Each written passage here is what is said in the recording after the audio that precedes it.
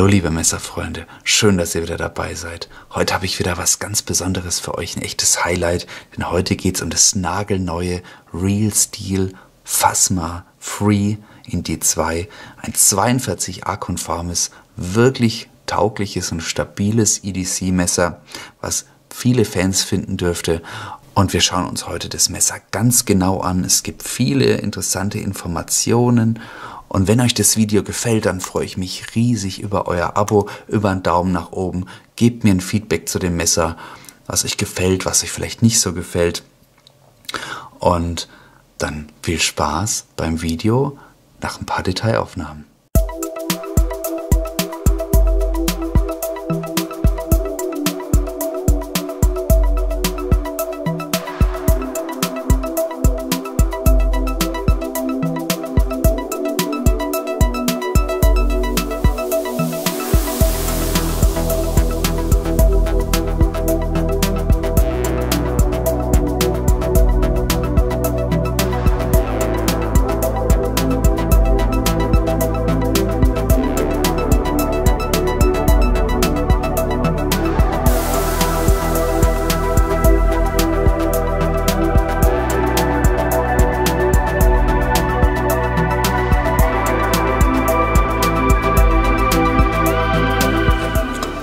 Ja, wie ihr seht, ist das Messer noch verpackt. Und zwar deswegen, weil das meine erste Bestellung war bei der Altona Silberwerkstatt. Ich bin damit dem Aufruf vom Andi 1878 gefolgt mit der Aktion Support Your Local Dealer. Und ich finde, das ist eine sehr schöne Aktion. Ich verlinke euch das Video auch mal unten in der Videobeschreibung. Es geht einfach darum, dass man kleinere Händler unterstützt und nicht nur bei den großen Kauf, wie beispielsweise Amazon, sondern eben auch die kleinen unterstützt. Und dieser Aktion bin ich sehr gern gefolgt, das mache ich ohnehin, habe aber bislang noch nie bei der Altona Silberwerkstatt bestellt. Die Bestellung hat super geklappt, es ging sehr schnell. Und was da gekommen ist, das schauen wir uns jetzt mal genau an.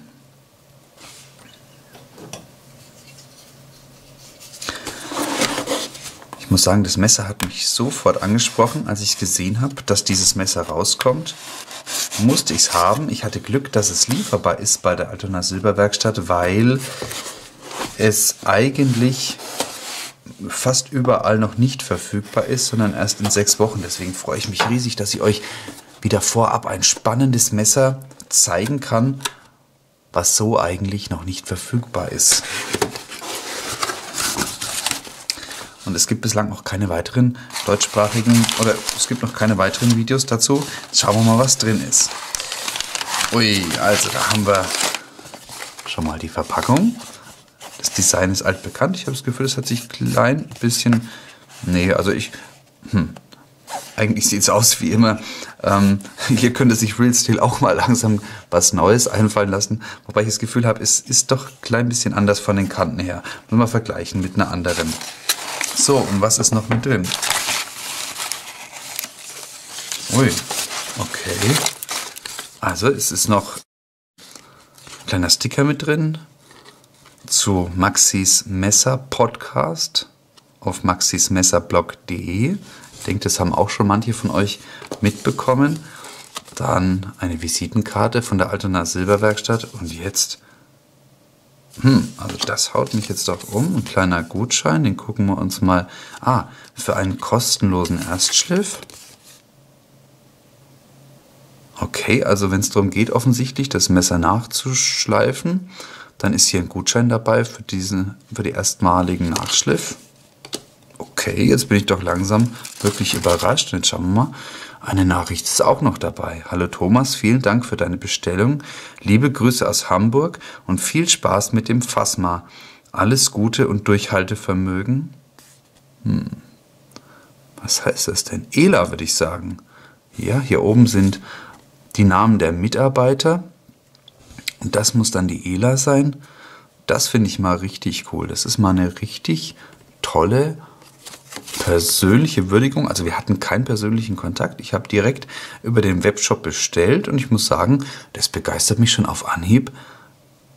Ja, was hier für eine persönliche Beziehung aufgebaut wird. Richtig toll. Dann noch eine Kleinigkeit zu naschen. Auch nicht schlecht, sehr gut. Und das war's. Also Dann machen wir das Paket auf Seite. Und ich bin schon mal richtig positiv überrascht und beeindruckt,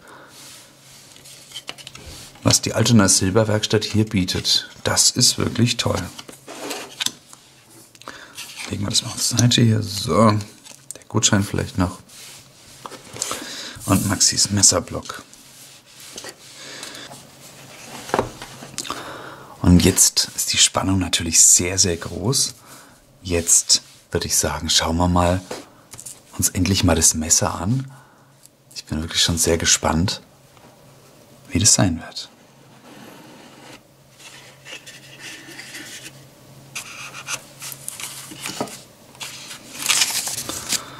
Ja, mit der typischen Anleitung dabei.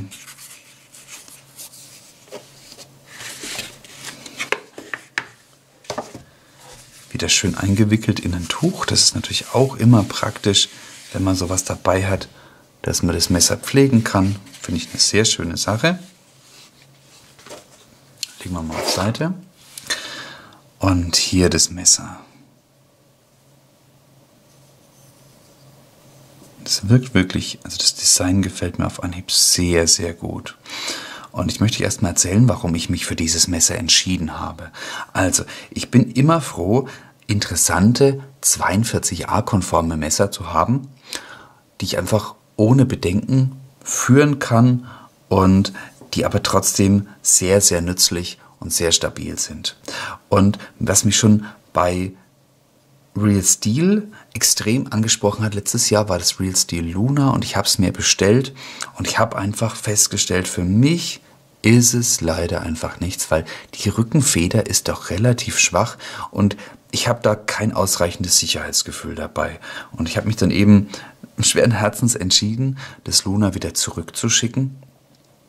Und als ich dann das hier gesehen habe, da habe ich mich sehr darüber gefreut, weil wir haben hier ein Design, was relativ, also gerade von der Klinge her, gewisse Ähnlichkeiten aufweist, aber wir haben ein 42A-konformes Modell, was wir führen dürfen, aber wir haben einen wirklich stabilen Framelock hier und dadurch haben wir ein 42A-konformes Messer, was wirklich das absolute Optimum an Sicherheit bietet.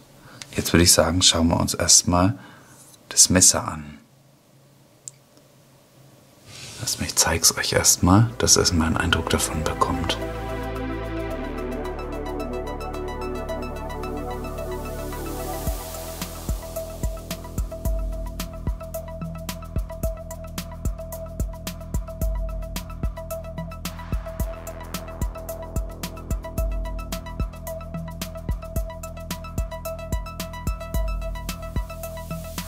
Also ich muss sagen, es gefällt mir wirklich richtig gut.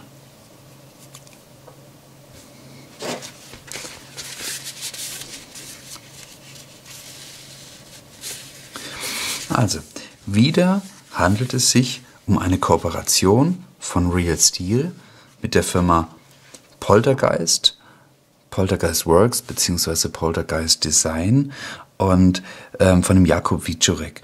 Und das ist jetzt genauso wie das Luna eine Zusammenarbeit und es gab jetzt schon mehrere und ich finde, da kommen immer wieder spannende Messer dabei raus.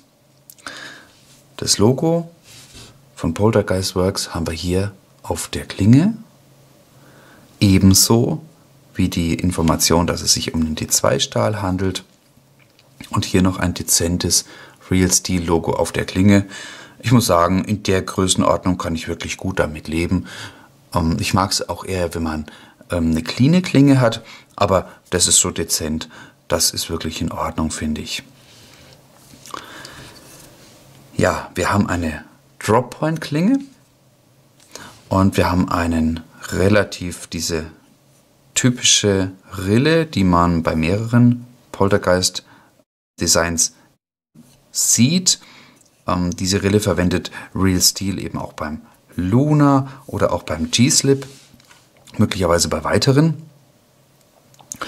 Wir haben hier einen kompletten Flachschliff. Jawohl.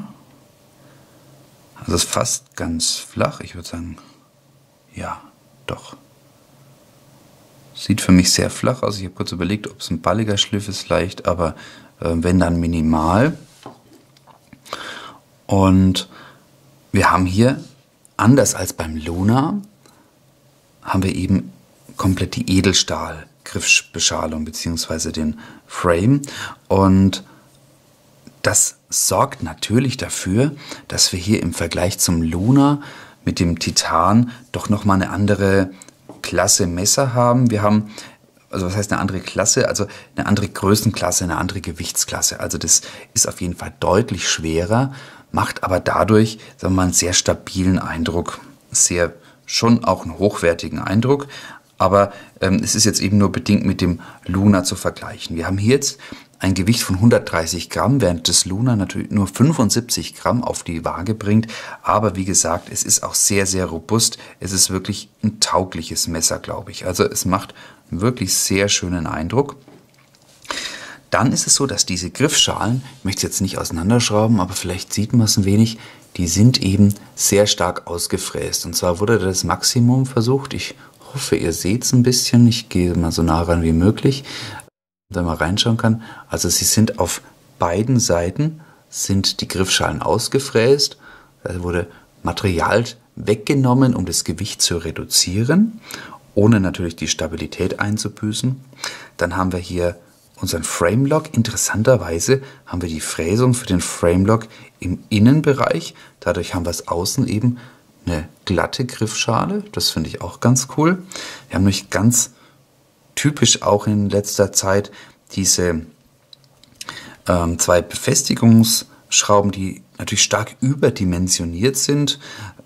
Hier natürlich wegen der Achse mittig befestigt, hier ein wenig außerhalb der Mitte exzentrisch. Und wir haben den ja auch typischen Real Steel Deep Carry Pocket Clip. Der gefällt mir eigentlich ganz gut, weil er relativ weit oben angebracht ist. Bei Poltergeist Works gibt es auch ein Video zu einem Prototypen von dem Phasma. Und da ist es so, da sieht es aus, dass dieser Prototyp mit Titanschalen gefertigt ist. Und da ist auch ein Titanclip dran. Das finde ich natürlich auch sehr interessant. Das vielleicht sogar noch eine Ecke spannender. Aber dadurch, dass wir hier eine komplette Edelstahlversion haben, haben wir natürlich auch einen sehr attraktiven Preis. Also ich habe das Messer jetzt gekauft für 66 € und ich glaube, regulär müsste es um die 67, 69 € über den Böker Vertrieb liegen, von der unverbindlichen Preisempfehlung her, aber durchaus ein attraktiver Preisbereich.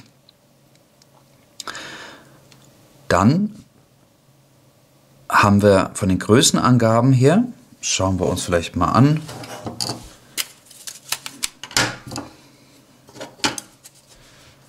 haben wir eben eine Klinge. Ja, die ist so 8,25 Zentimeter lang. Wir haben eine Gesamtlänge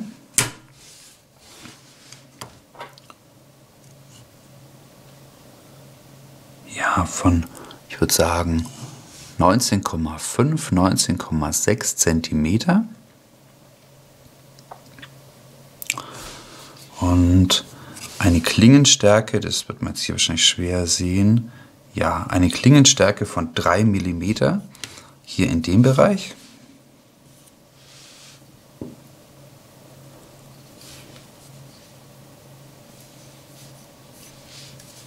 Jawohl, und dann haben wir noch also was vielleicht noch zu erwähnen ist, wir haben hier oben ein recht taugliches Chimping.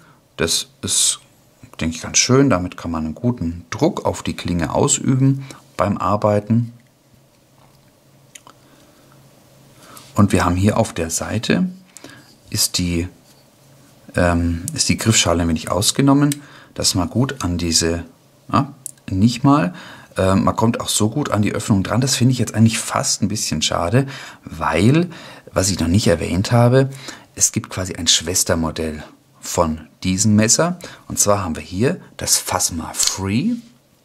Und es gibt nochmal das gleiche Modell in der Einhandöffnung. Und zwar einfach ganz normal dann das Real Steel Phasma.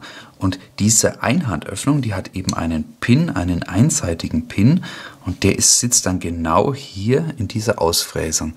Und jetzt muss man sagen, das ist eigentlich fast ein bisschen schade, dass Real Steel hier dieses gleiche Merkmal, diese gleichen Griffschalen verbaut, obwohl wir diesen Pin natürlich nicht haben. Also kann man schon fast sagen, ist diese Aussparung hier ein bisschen überflüssig.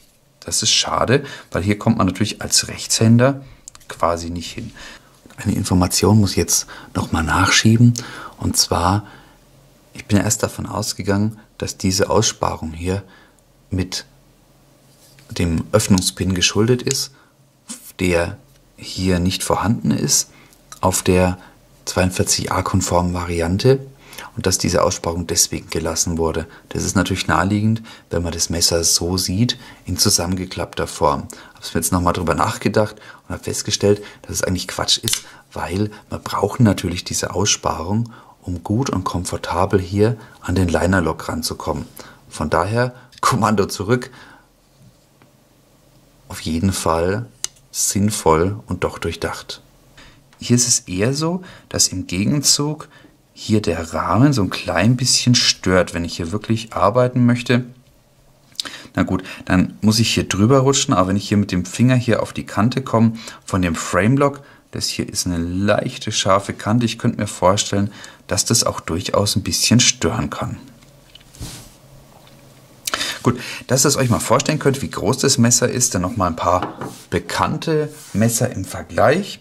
Also allem voran habe ich jetzt hier mal das Real Steel H6 rausgesucht, weil das sicherlich auch viele kennen und schätzen. Da sehen wir, das ist so eine Ecke länger. Sagen wir mal 1 Zentimeter, 1,5. Und dann habe ich auch noch mal hier zum Vergleich das Paramilitary 2. Das sieht man, es ist jetzt schon deutlich länger. Also wir haben hier ein schönes, kompaktes Messer. Wenn wir mal die Schneide vergleichen, dann ist es allerdings schon so, dass wir hier sogar noch eine längere Schneide zur Verfügung haben als beim Paramilitary 2 von Spyderco. Ja, gefällt mir aber sehr gut.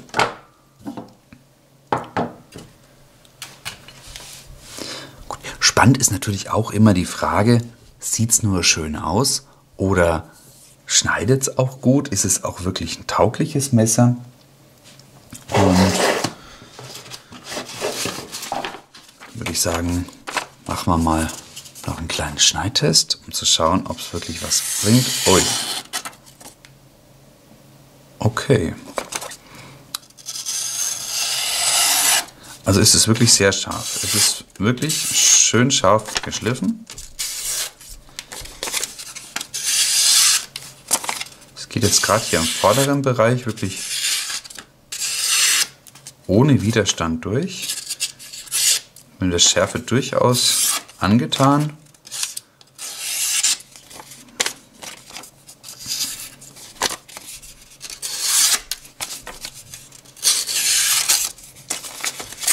Vielleicht nochmal. Also auch senkrecht eintauchen. Leichte Schneidbewegung. Ohne. Ja, also ich muss sagen, hier lässt es wirklich keine Wünsche offen. Ich denke, da kann man sehr zufrieden sein. Wie gesagt, wir haben hier eine D2, einen D2 Werkzeugstahl, also ein zunehmend beliebter Stahl, vor allem natürlich im Budgetbereich, aber der durchaus gute Schneideigenschaften bietet und leicht nachzuschärfen ist. Also ein gut handelbarer Stahl, also ich benutze den sehr gerne. Und dann würde ich sagen, kommen wir zum Fazit. Was mir gefällt an dem Messer, das ist auf jeden Fall das Design. Das macht für mich einen guten Eindruck. Es ist wirklich man hat das Gefühl, man hat hier wirklich ein stabiles Messer mit einer sehr, sehr hohen Sicherheit. Und gerade, dass es ein 42a-konformes Messer ist, das finde ich wirklich super. Ich habe mal nachgeschaut, einen BKA-Bescheid habe ich dazu noch nicht gefunden und ich vermute, wenn man so ein bisschen, ich versuche mal jetzt das einhändig aufzumachen. Also gut, ja, ich kann die Klinge lösen. Vor allem, wenn ich hier hinten probiere, eher weniger. Wenn ich im vorderen Bereich greife, kann ich sie rausschieben, muss dann umgreifen und kann sie dann mit dem Daumen aufhebeln. Aber ich gehe jetzt trotzdem mal davon aus, dass es 42a konform ist, von der ganzen Anlage her. Und ja, das finde ich auf jeden Fall richtig gut, 42a-konformes Messer zu haben, was eben trotzdem stabil ist. Es fällt mir gerade noch auf, das möchte ich euch nicht vorenthalten, dass hier hinten dieser Abstandshalter, dass der in Messing ausgeführt ist. Das ist ein schönes Highlight, finde ich. Es ist überraschend, weil es im Rest vom Messer eigentlich da kein Messing-Element sich da widerspiegelt, aber trotzdem finde ich das ganz schön. Genau. Und dadurch, dass vielleicht auch noch ein zweiter Punkt, der mir gerade auffällt, dadurch, dass diese Schrauben, die Verschraubung hier, dass die durchgängig ist, ich denke, man kann es sehen, kann man hier hinten natürlich auch ein Lanyard durchfädeln und befestigen.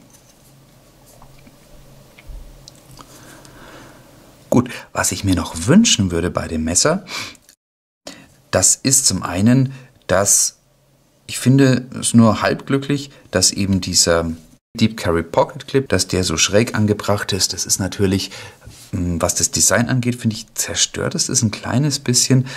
Ist jetzt kein großes Drama, aber es ist natürlich durch diese große Achsschraube hier, oder nicht durch die Achsschraube, durch die große Schraube hier nicht anders möglich gewesen. Sie haben es so weit drüber gepackt, wie es ging, aber es wirkt dadurch ein bisschen zusammen, sagen wir mal, gewürfelt. Genau, hier wäre es einfach schön, wenn man da noch eine andere Lösung finden könnte.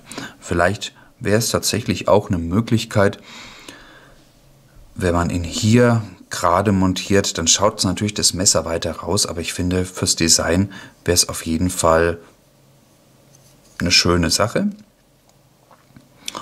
Und was natürlich toll wäre, wenn es das Ganze auch noch gäbe mit einem höherwertigen Material, also wenn wir jetzt beispielsweise eine Ausführung aus Titan hätten oder ja, es ist wahrscheinlich, wir brauchen ein stabiles Material, also ich denke, das ist dann fast schon relativ alternativlos. Wir brauchen ja diesen Stahlrahmen.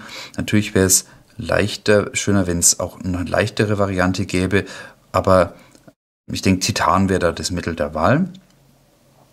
Und wenn es dann natürlich dazu auch noch eine Ausführung mit einem höherwertigen Klingenstahl gäbe, das würde mir persönlich sehr, sehr gut gefallen. Ansonsten finde ich das Messer aber trotzdem, es ist auf jeden Fall eine Kaufempfehlung. Es hat einen schönen, leichtgängigen Klingengang. Es verriegelt sicher. Wir haben kein Klingenspiel. Es ist eine sehr hochwertige Verarbeitung. Und der Liner-Lock, der Liner ist gut zu lösen. Der hat hier so eine leichte Fräsung. Also es ist durchaus ein stimmiges Modell. Und ich denke, das wird sich durchaus großer Beliebtheit erfreuen, weil es bei uns natürlich viele Menschen gibt, die gerne auch 42a-konforme Messer führen möchten, die trotzdem was hermachen und die trotzdem wirklich tauglich sind. Und ich denke, hier kann das Messer richtig punkten. Das ist eine sehr, sehr schöne Sache. Ja, dann sind wir schon am Ende angekommen. Dann vielen Dank fürs Zuschauen und ich freue mich, wenn ihr das nächste Mal wieder dabei seid. Ciao!